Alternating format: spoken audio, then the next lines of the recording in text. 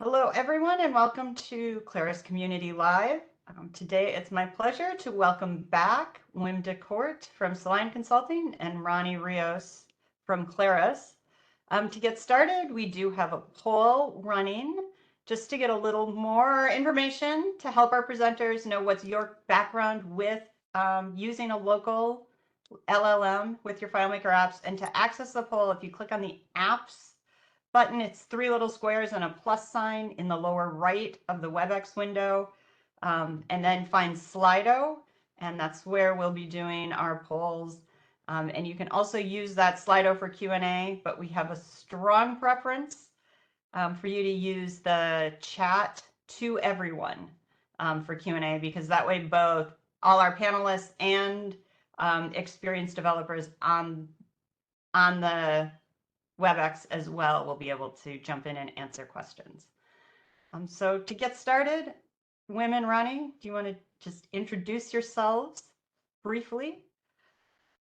I can do that. My name is Wim Decorte. I'm the director of the Claris practice at Soliant Consulting. I've been working with the FileMaker platform, the Claris platform, for 30 years thereabouts. So, and within the AI space, we are focusing a lot on running these models locally, right? And we'll explain some of the reasons why in a little bit. Hello, everyone. I'm Ronnie Rios. I'm one of the product managers here at Claris, currently focused on all things AI here. Really happy to be here. It's not a surprise to all of us. At Claris, security is very important to us.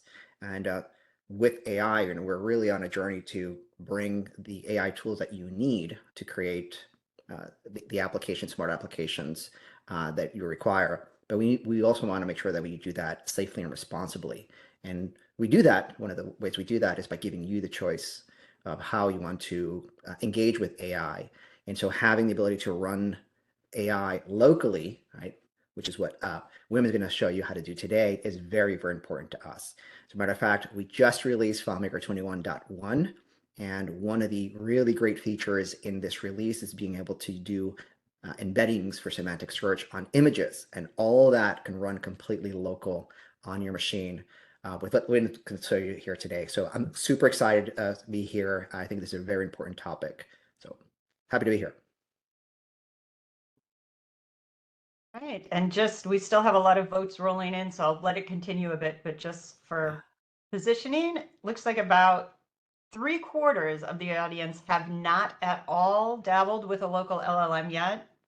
It's running about right around that 25-75 range. And in terms of concerns, the most concern about integrating AI with FileMaker apps is data security. And that's over half of the three choices of cost, security, and performance. No surprise. Surprise. Yeah. So I will leave that poll open for a few more minutes as you all get started. So I think, Wim, if you want to take it away. Absolutely. Like I said, no surprise that data security would be one of the main concerns for not wanting to use a commercial AI provider and choosing your own model and run that locally. A lot of what we're going to talk about today, and it's nice that 75% of you haven't really dabbled in that. You're in for a treat, because I'm going to show you exactly how to set it up. And it's one of those that just looks more intimidating than it really is, right? So that's what we're hoping to convey in this webinar today, is that it doesn't take a lot of work to set one up, and it's very gratifying. So a lot of what I will show you today is already encapsulated in the engineering blog, so you can follow that. That's another guide that you have there as well. Yeah, I've just dropped the link to that in the chat. And if you scroll down to the configure LLM section, there is a step-by-step guide to setting up a local LLM. Yep, perfect.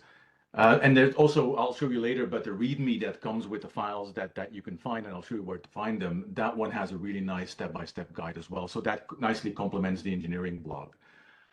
So basically, jumping straight to the end result that we want to achieve is what Ronnie already mentioned. In 21.1, we have the ability to do semantic search on images.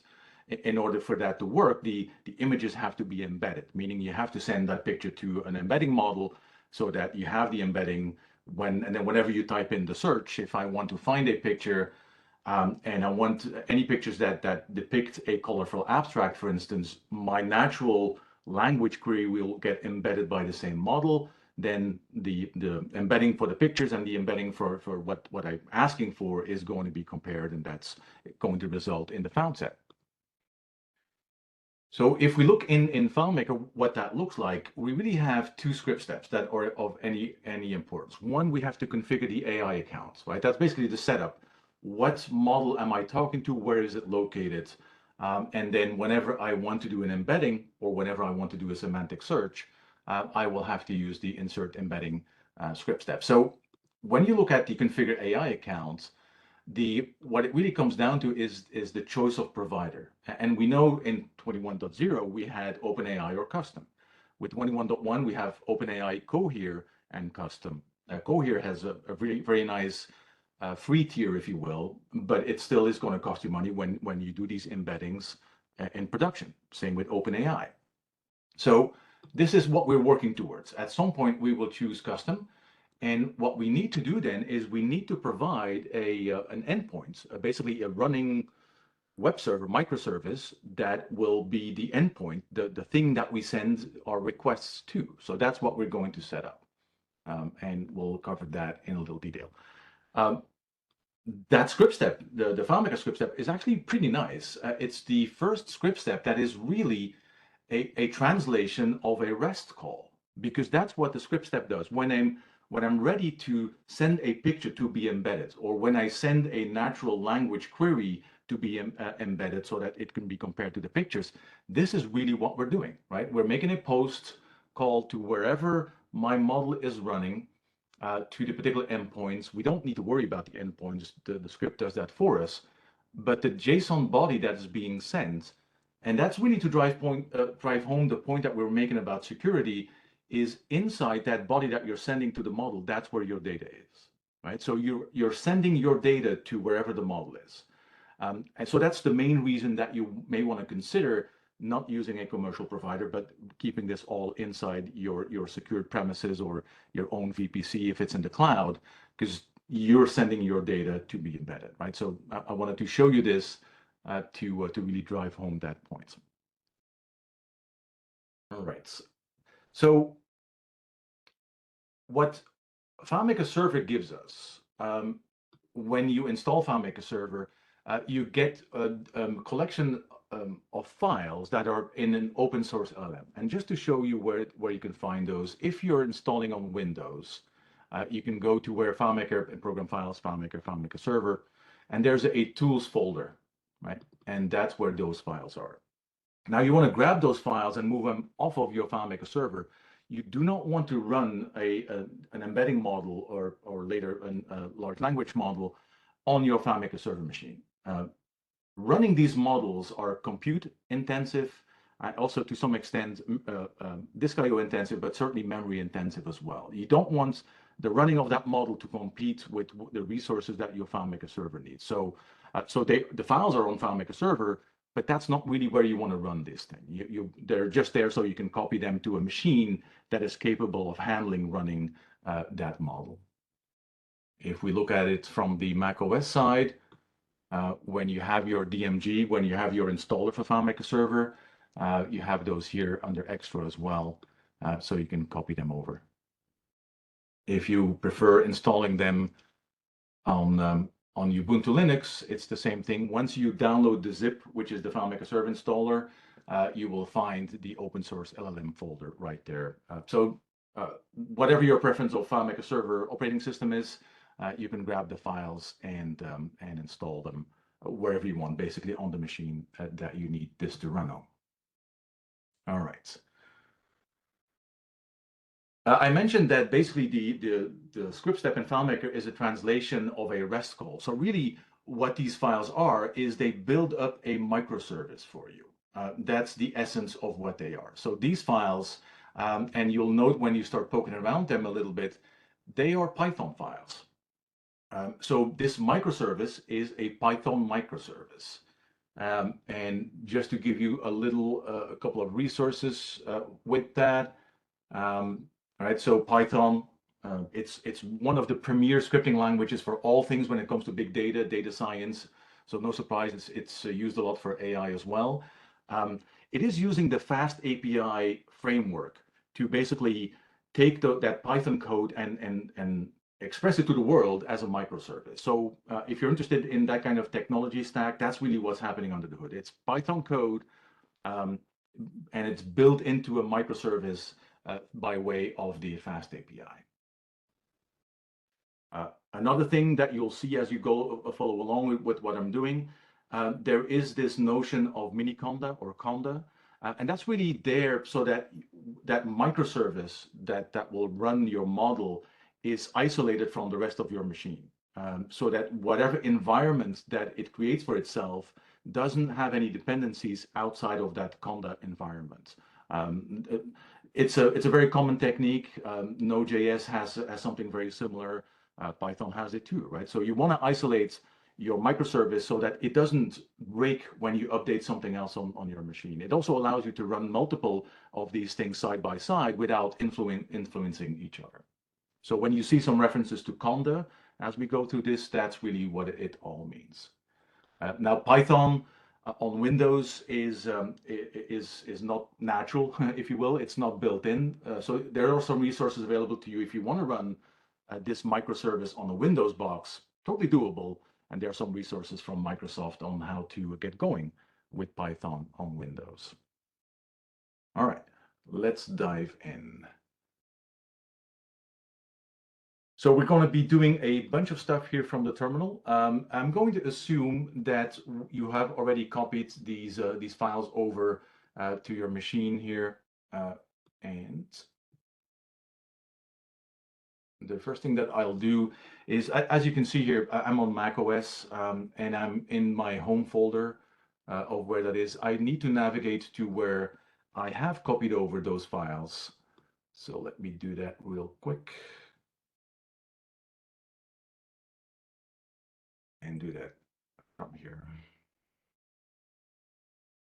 Right. So basically, these are these same files that I have going from the ones that I copied, the ones that I've showed in Visual Studio Code here as well. So it's the same folder, it's the same files that we have here.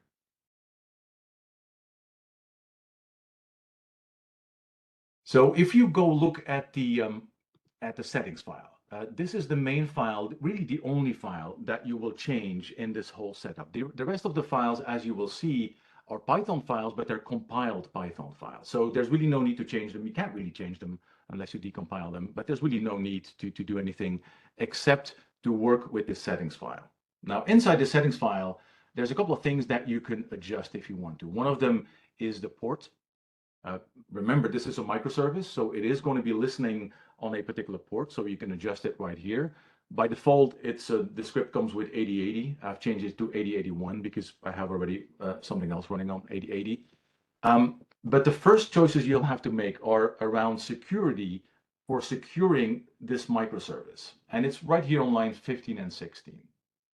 If we start with 16, you want to use SSL.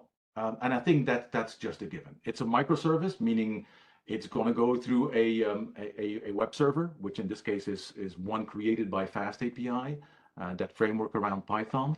But it is a web server. So you want to secure, when you make these REST calls, you want to be using the HTTPS protocol. And that really means that you have to have an SSL certificate. You could turn this on if you want to, but I would highly encourage you not to do it. If you're not familiar with SSL certificates and how they apply and how you work with them, use this as your training ground, right? Because we're doing this mainly for security reasons. It really makes no sense to then not make it secure by using an SSL certificate. So that's what I have going here. The second choice you have to make is here on line 15. And that is to further secure calls that are being made to your microservice. When at the end of this, we'll go back to FileMaker and we'll see that the FileMaker scripts need to provide a token to the microservice to say, I am authorized to call you.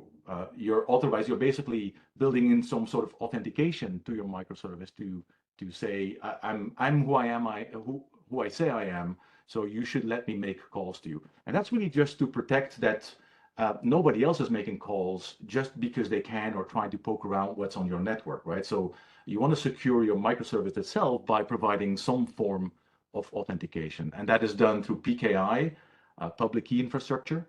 And I'll show you how to set that up. So my main message here is don't be tempted to turn this off because you're unfamiliar with them. If you're not familiar with them, this is your chance to really get into it. And I said it in the beginning, it's really not that difficult. It just sounds a lot more intimidating than it really is. All right. So I said you have to have an SSL certificate. So I'm not going to go into the process of how you create an SSL certificate, buy an SSL certificate, have one issued to you. There are some great community resources available.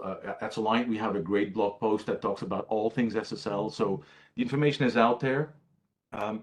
Just want to toss in a couple things. I shared a bunch of links from Wim on Python and getting set up with your SSL certificate and PKI token in chat. And we also have a question. Sure. And that is, who is connecting to the microservice when you're in a hosted environment? Is it FileMaker server or the FileMaker Pro clients? It is the client, right? It can be the server too, but it's really going to be whoever runs the script. Whether then if you run it locally, it's the client. If you run it server side, it's the server that makes the connection.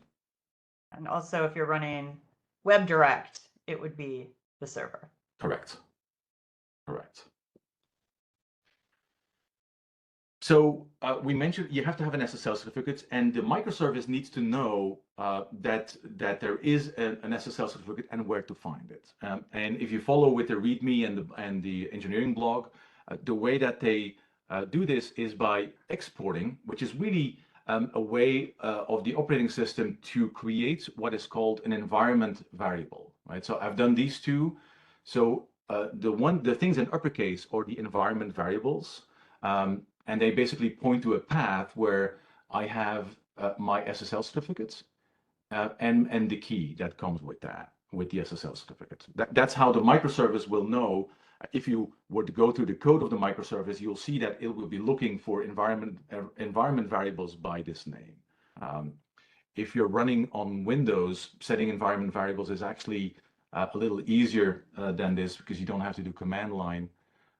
You can do this from the control panel right here, right? So you have environment variables and you have your UI to set them here. So same difference, different operating system, but that's how you can set environment variables for the operating system that you have. And with that, our SSL certificate is taken care of. That's how the microservice will know there is an SSL certificate and I know where to find it. All right, so the next thing, and you remember from going through that setting, is we need to provide a public key infrastructure, the PKI thing, right?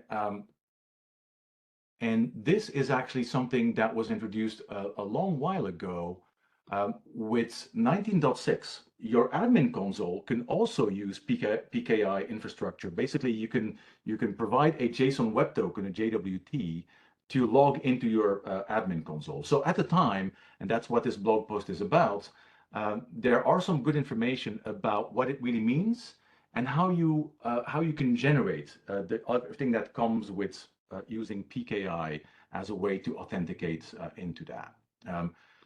In this blog post, I mentioned a microservice that I wrote that does exactly that, that will generate a key pair, private key, public key. Because when they say public key infrastructure, that's really what it is. There's a public key and a private key. You hold the private key, but the public key can be used by anybody who has it to validate that the token that you're sending was created by you. That's really how PKI works, right? So you're the holder of the private key, that's yours. That's sort of like your identity, and you give anybody who needs it a public key so that they can basically validate that the token that you're sending is one that you created. That's the essence of how that works. Another tool that you can use for this is Soliant Mike. Mike Duncan from Soliant has a great tool that has all of the admin API, but part of that is this little file here, SSH key. And that's really this one. And it's probably the single easiest way of doing that. You basically generate a key pair, which creates the private and public key. And then you can generate a JWT, which is that token, right? It's a fancy name, but it's really just a long string that you have in there. That is, when I'm simplifying, you can call it the password, right? It's a really long, complex password, but it's signed by the key, so that if I provide the public key to the microservice and I send this token, it'll know that I'm for real, that it's doable. Also note that there's an expiry to those tokens, so you can set the expiry date whatever you want. The default is a year. If you're strict on security, you can set it to 7 days, a month, whatever you want, but you are in full control over how long that token is valid for, right? So some of that information is actually embedded in that token, but that's what it is. So if you're worried about this PKI thing sounding really complex, it isn't. And we have in the community already great resources to help you generate those keys and those tokens. All right, go back in here. So that was a really long preamble to say at some point you want to generate a public key, and then you have to, same as what we've done with the SSL certificate, you have to tell your microservice that the PKI key file, it's a fancy name. What it really means is it's the public key, right? Where is the public key of that key pair that I generated? So that's how you tell the microservice. Again, you create an environment variable, and away you go. All right, if we go back to here, that's really just taking care of this, and that's really the main thing here that you need to worry about. You can also see here there's an embedding generation that's really for text embedding, not picture embedding. So there's a choice that you need to make at some point what model you want to use, and you pick the model for the size of the model, the accuracy of the model, the speed for the model, and to some extent the language support of the model. You'll see in the release notes and in the READMEs that there's two models for embedding pictures, one that is English only and one that is multilingual. So if that's important to you, those options are available to you, and you can configure some of that in here as you go. All right. So at this point, we copied the files over. We went through the initial setup. We have an SSL certificate. We told it where to find it. We generated a private key pair, a private and public key pair, and we told the microservice where the public key is so that it can validate the token that we're going to send. And now we really have to create the environment for the microservice to run in. And I mentioned already that this is done using Conda, right? Anaconda or Mini Conda. So that's really what this is all about. All right, so you create an environment with a command like that. It's Conda creates, and you give it a name. I'm going to call it Webinar Live, and it's going to go through a little bit of setup originally, just to make sure that it scaffolds, if you will, everything that it needs to run that Python code that you will give it inside that environment. And it tells us we should do this, so that's kind of easy. We can just copy and paste that. It makes the distinction between creating an environment and making it live. That's really what's happening here, right? So we have activated our Conda. So, and I mentioned that the environment, the Conda environment, is really to separate what we give it, what we want to run inside it, from anything else that happens in your machine. So the first thing that we want to do is we want to make sure that we install the right version of Python inside that environment. And that's what we have done. All of these commands, by the way, are in the README. They're in the engineering blog, so you don't need to go like, I would never think of this. I personally would never think of that. I'm just following the instructions, right? So that's what I've done. The next instruction is a little special because it's sort of, we're doing three things here. Pip, by the way, is the Python package manager. That's how you install modules, like pre-built modules that exist for Python. And we're doing three of them. The double ampersand is really stringing commands together. So we're doing three commands. We're doing install JWT, uninstall PyJWT, and install PyJWT again. This is basically to make sure that if I have a pre-existing PyJWT module or package, it's going to get rid of it, and it'll install the latest one so that it's all good to go.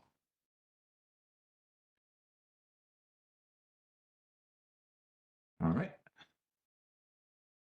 If you go look in that folder structure of everything that Claris gives you for running that model locally, there is a file called Requirementstxt. And you may wonder, what's that? Like, what do I do with that? Well, you don't really need to do anything with that because the next command takes care of that. But it lists all of the packages that are going to be used by the Python code that makes up that microservice for the embedding model, right? So all of these are going to be run. And the way that we do that is by using pip again. And we're installing, and we're basically pointing it to that requirements.txt file. So I am in the same folder where that requirements.txt file is. If you're not, you can basically just include the path to where the requirements.txt file is. I'm in the same folder, so I don't need to worry about it. It's just going to go grab from the internet all of these packages that are required by the microservice so that it can be run.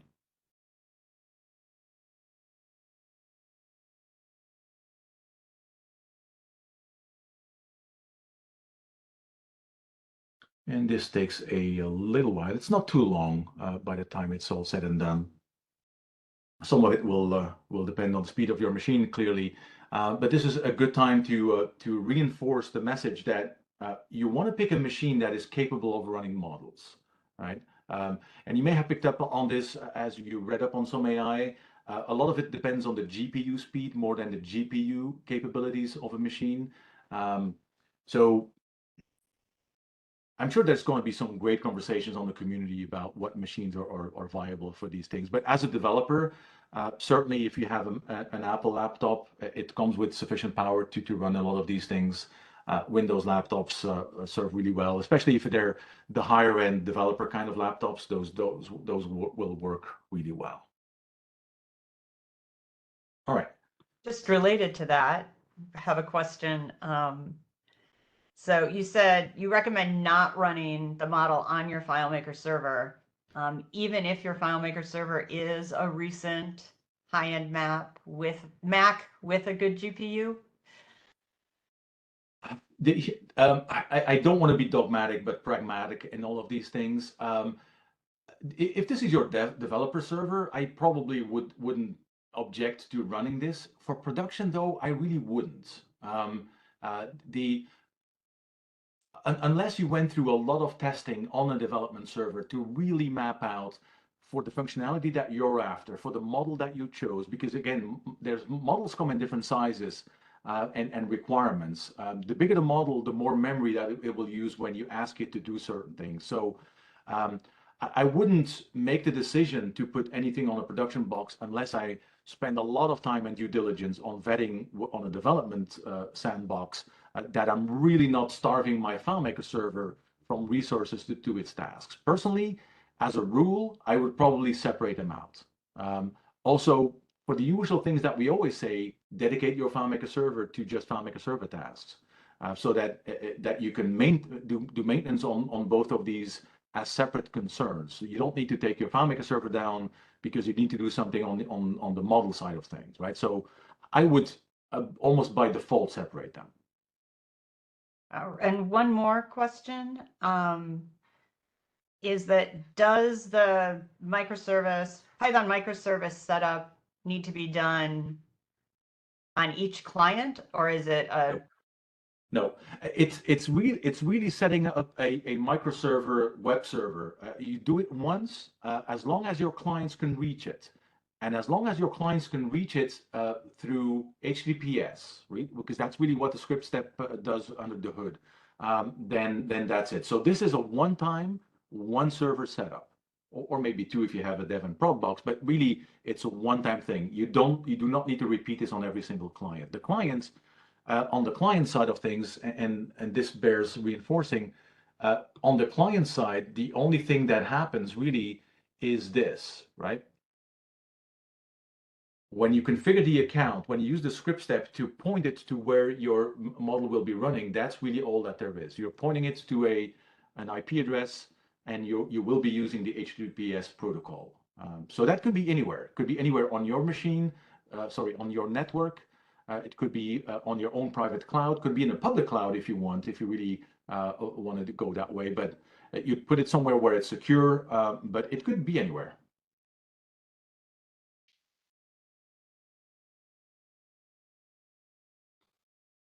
All right, well, we're pretty much done actually with what we are. So to recap where we are, we copied the files over, we made sure that we had an SSL certificate, we went through the machinations to make sure that we have a private key, public key, and we told through environment variables where the SSL certificate is and where the public key is.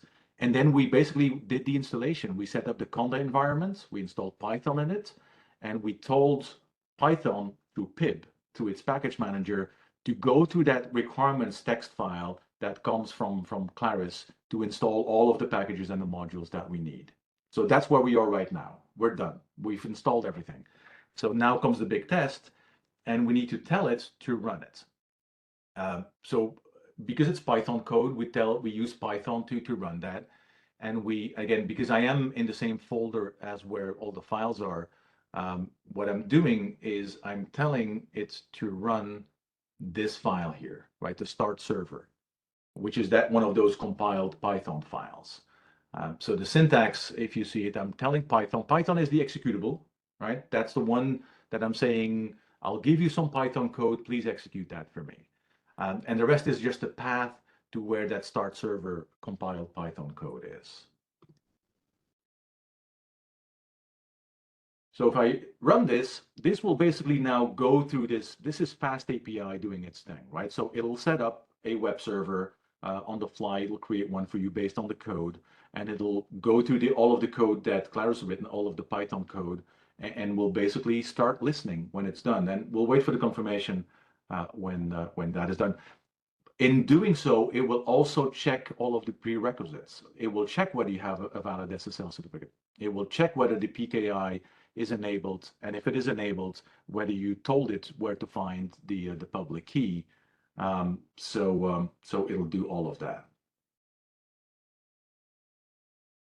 All right, this is the confirmation that we were waiting for, right? So this is the end state of this script. And what does it tell us? It tells us on the last line here that it's listening. 0000 means this is Fast API telling us that it's listening for requests from anywhere. There are no restrictions on the IPs, if you will, or the sources that can call it. And we told it in that settings file that it should listen on port 8081, and that's exactly what it's doing. So if I go back to my, did I kill it? No, I didn't. It's right there, right? So we started the conversation by saying that under the hood, those FileMaker scripts will make a REST call to our microservice. So it's kind of easy to test that, right? Because this is 8081. That's the same port that I am. I am on the machine where that model is running, so I can use the localhost IP address. So if I run this, you can see that I get a proper response. And this is exactly what happens when FileMaker now makes that call, right? This is the data that I told it to embed. This is the model that I told it to use for the embedding. And this is pure text embedding. This is not a picture embedding. And this is the embedding that came back from that model. So with this, I now confirm that I have a locally running embedding model on my machine, and it's fully functional. Right? This is as sweet as it gets. So the only thing I would need to do here on the FileMaker side is make sure that in the configure AI account, I've chosen custom as the option, and that the endpoint is that IP address or DNS name. I probably would use a DNS name, and you can see it commented out. I'll show you in a minute. And then where the model is should be listening to, right, on port 8081, which is the port that I configured for the model.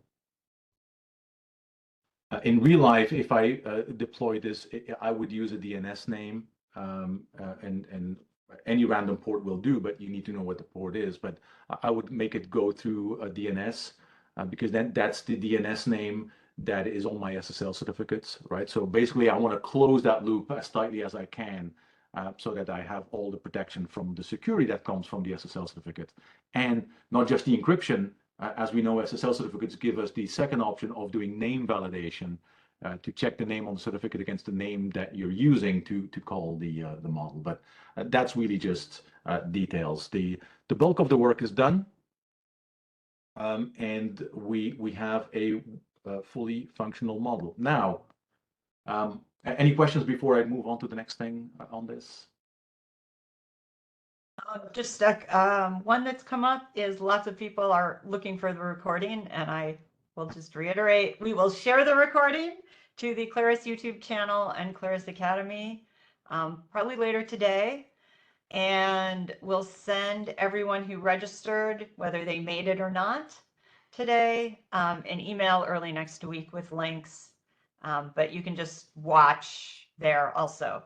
And also just a reminder, please ask your questions in chat instead of using the WebEx Q&A, because that way everybody who's attending will be able to see and may also be able to help us answer questions.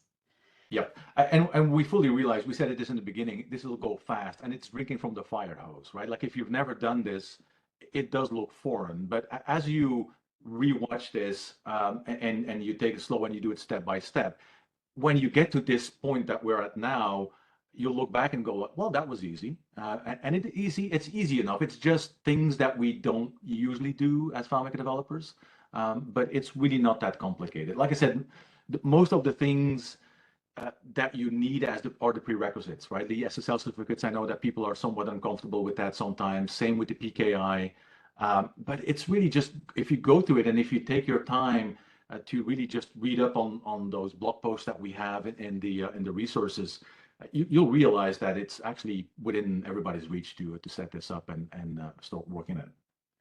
We do have a couple questions that sneaked in. I guess if we want to use one model for text and one for images, how do you configure a second LLM for that? The good news is you don't have to. If you go look in the files here, there's this file called model settings, where some of these are described. So basically, this microservice comes fully equipped with both text and image embedding for multiple models. So you don't really have to do anything. You don't need to spin up a second one if you want to do text versus image embedding. It does it all. So you just need the one. And as you can see, there's 2 image embedding, there's 2 text embeddings that I have in mind. So it just works. And another question, someone asked, are the setup files only available for FileMaker Server or also from FileMaker Pro? And the answer is Claris provides these files only with FileMaker Server. But Wim or Ronnie, do you want to just give a quick pointer to how people can find models and set them up for themselves? Which is way outside the scope of what you're demonstrating, but yes. Just so I'll quickly point out, so the models that you see here in this file that Wim is showing, these are the models that we've tested. We know they work. You shouldn't have any issues. And they are set up to download automatically. So as you make a request from the script step, if you use any one of these models, if the model is not already downloaded, we will download it automatically for you. Now, you can use other models that are outside of these. Your mileage may vary, right? We don't know. We haven't tested those. But if you make a request for a model that is not here, the microservice will attempt to download it. You will have to go in there, however, and approve the download. We won't download automatically without your approval. So in the command line, it will ask you if you want to download, you can say yes, and it'll download the model for you. So we will take care of that. Those models get downloaded from the repository of Hugging Face. So Hugging Face is a very large repository of models and data and AI. So if there is a model that you find that you would like to use for vector embeddings, you can copy the name, you can make the request, and the service will try to download it for you. Yep, absolutely. And it's one of those, I mentioned this in the lead up somewhere, you picking your model is something, it's something to think about, right? Because like I said, size, speed, accuracy, multilingual support. So those are all factors that come into play. And the community is great for these, right? So if you go to community.claris.com, if you have a question about models, somebody will pick it up. There's quite a few people on the community that are deep into AI at this point and can certainly help you out with that.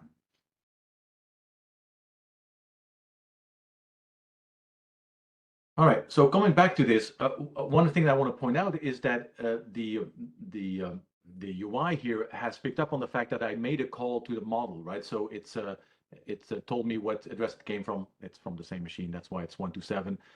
What the endpoint was that was being used, and the fact that we had an okay response. So you can sort of see them as they come in.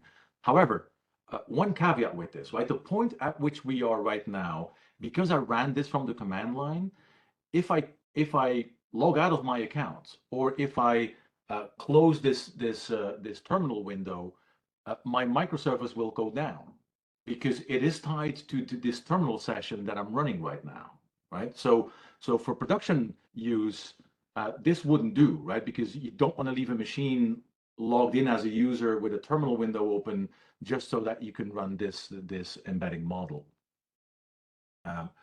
And the way that we tackle that, there's a number of ways to do this. And it's really, it's the same as if when you're writing, say, a Node.js microservice, right? At some point, you can run it from the command line by telling Node to run your microservice, same as what we've used here, telling Python to run our code. At some point, you want to what is called daemonize it, right? To make it a background process. And there's any number of ways of doing this. The one that I'm partial to is called PM2, Process Manager 2. They have a great open source version of that. You'll find lots of resources. I've talked about it in a couple of blog posts, so you can find it there. But on the webs, if you will, there's a lot of resources around that too. And the way that looks is really as simple as this. Well, I say simple, but it's a long command. I'm waiting for this to exit. Actually, I can see it right now. Here.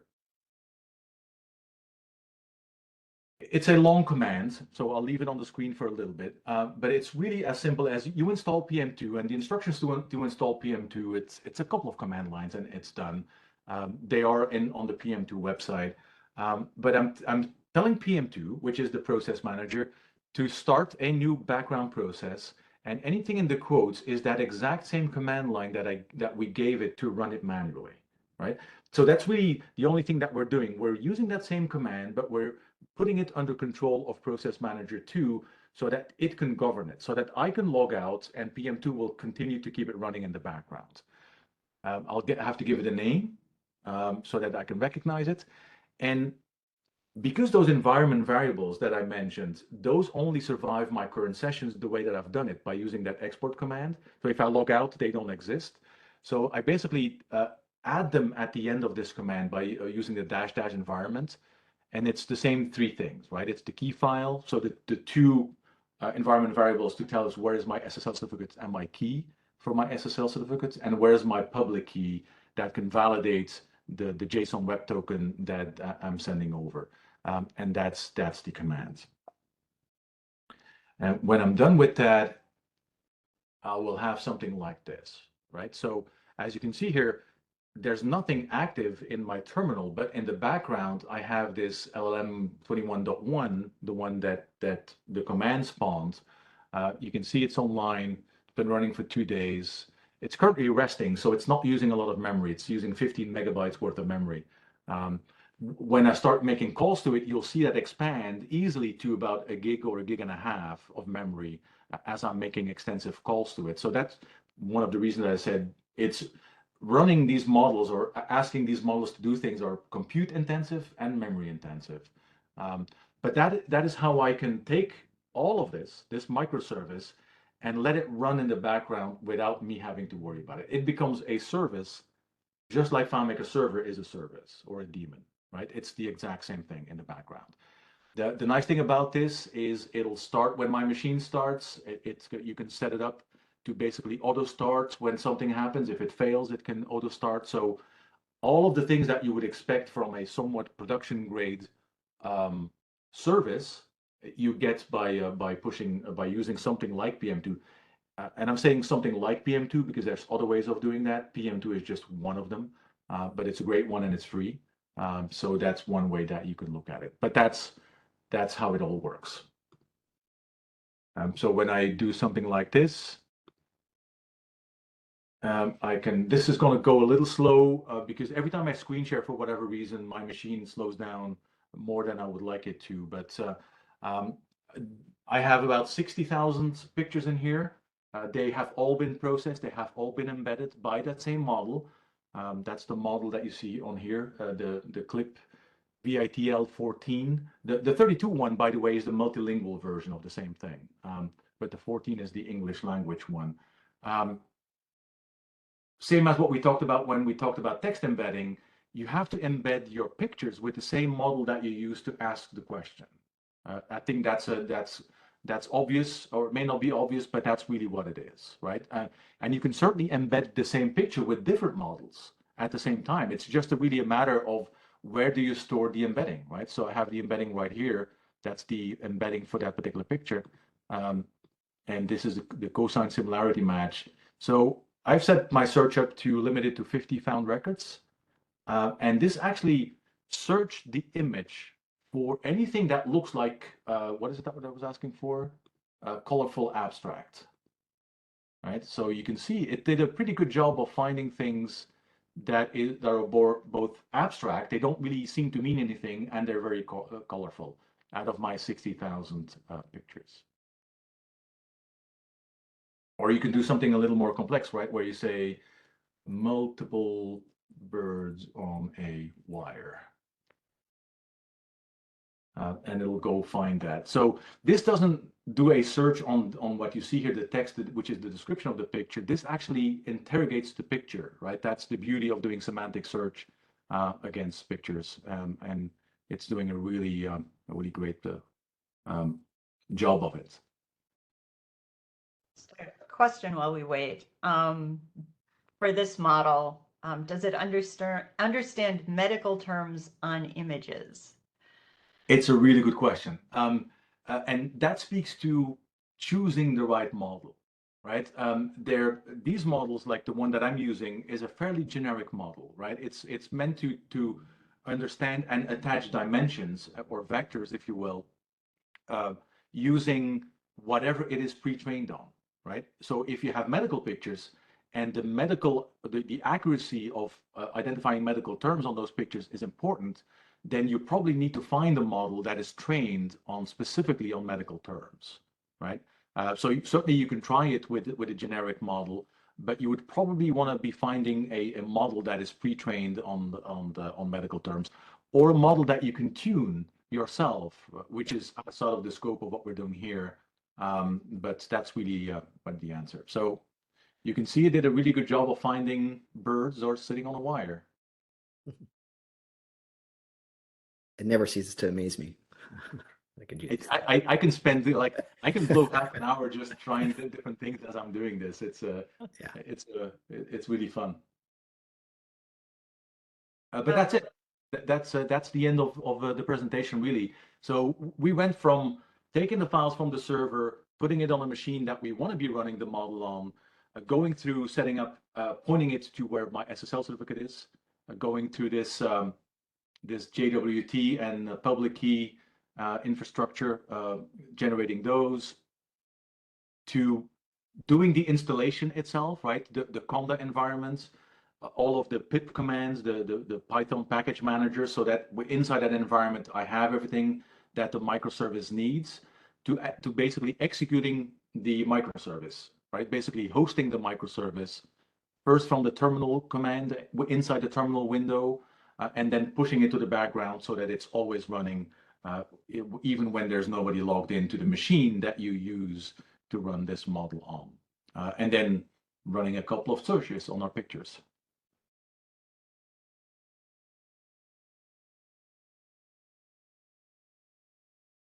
Yeah, I just want to note, I think Angie put it in chat, but also we did open the closing survey. So please take a moment and answer our 2 easy questions.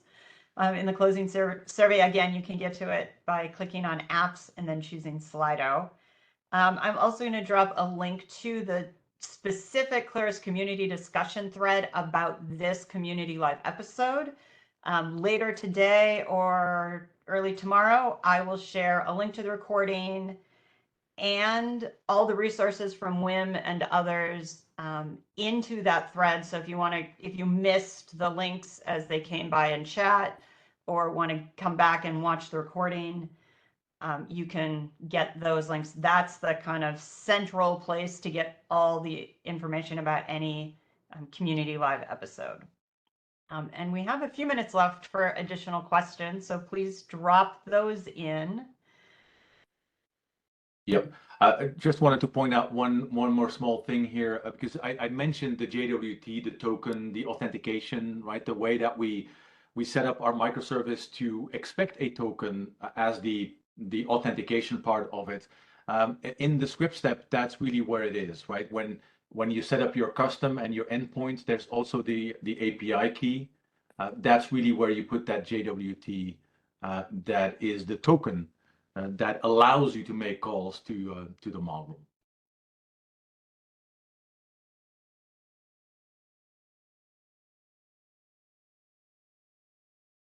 Yeah, I guess Ronnie or Wim, do you want to talk? There's a question about the find similar script step. Yep. Can you just show what it does? Actually, or I guess your button there on the. Yep, I can certainly do that.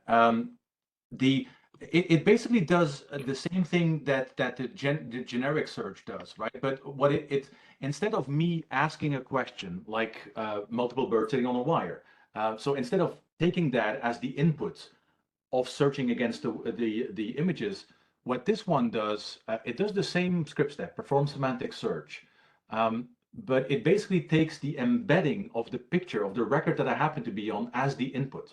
So the question becomes the embedding of the picture that I have that I now want to compare against the embeddings of all the other pictures. That's what the find similar does, right? So it's not me asking a question in English, it's taking the embedding of the picture that I happen to be on to compare to all the other ones. Yeah. Okay, just to kind of close that, when you do a perform semantic find with natural language, the text that you provide gets sent to the embedding model. An embedding comes back, and then that embedding is what's used to compare with the other ones that you have there. The other option there, instead of natural language, is vector, is what Wim was showing. And so instead of having to create the vector embedding, right, we're using the one of the current record as the input, right, to do that. The interesting thing is that when you're doing that, there's no call to the embedding model, because the embedding's already been calculated, and so it's just a matter of FileMaker performing the search. So it's fairly quick. It should be there's no call to the service at that point. Everything is done within FileMaker. Yep. Couple more questions. So first, can you use this model for PDF files? Can use it for PDF files. That depends. I haven't tested with PDF files. I'm not sure the team has it. It's really meant for images per se. The other thing is that the PDFs are containers for a lot of things, right? PDFs can be text, can also be images and things like that. If the PDFs you're looking for are really mostly text inside of a PDF, I would recommend just extracting the text and just writing the text embedding model. But for other types of PDFs, this model really has been tested really for images, right? Yep. I'm pretty certain that these two models wouldn't work with PDFs because they're Yeah. geared for PNGs and BMPs and like Correct. real graphic formats. Yeah.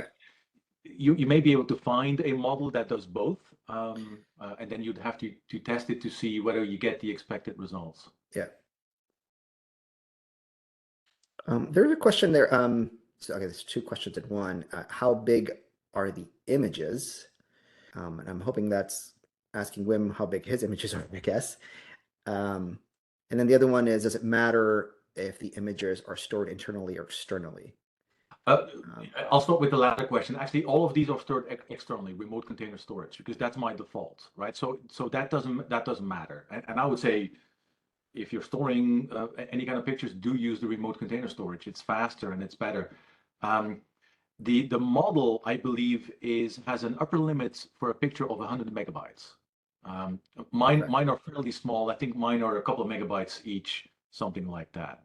But there is an upper limit to the model. All right, I think I'm going to ask one last question and then share out the poll results. So this is going just back to the microservice, and there have been a lot of questions along this theme.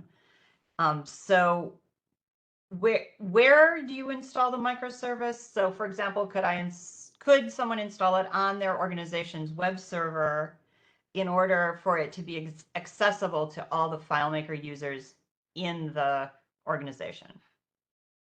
Yes, any machine will do. If your organization has an existing web server that does web servery stuff, I wouldn't put it on there. Right? Again, separation of concerns, making sure that you can maintain things separately. I would probably pick a machine that is dedicated to running the model. Right? It doesn't need to be a big machine. It really depends on what you need to do. I haven't shown this, but I would typically run some sort of Nginx reverse proxy in front of everything, right? So in this case, I have one, and I'm just doing this at the end, right? So it's just an Nginx configuration that if calls are being made to my reverse proxy server, and they point to the model, they go to the model, right? So if you want to consolidate URLs, if you will, within your organization, so that people don't need to, or that you don't have to maintain separate addresses or DNS names, reverse proxy is your answer. But I probably would not install running the model itself on an existing web server. All right. So, well, thank you, Wim. Thank you, Ronnie, for joining us today and sharing. And I just want to just share that on our closing survey, we asked people, are you very confident, somewhat confident, or not at all confident to get started? And almost 90% fell into the somewhat confident or very confident. So I think you've achieved our goal. And I just want to put in a plug. I dropped the links in chat for our next 2 community lives, which will be our last 2 for 2024. 2 weeks from today, on November 21st, we'll have a special guest host joining Deb Wallace to talk about the developer-focused enhancements in FileMaker 2024, the new release we shipped yesterday. And then on December 5th, I'll have both Ronnie and Doug as my guests to talk about semantic search on images in more depth, and also all the FileMaker server enhancements that are more about the performance and stability and bug fixes that are in this release. So I hope to see you all soon. And for those of you in the US, have a great Thanksgiving in a few weeks. Bye, everyone. Thanks, everyone.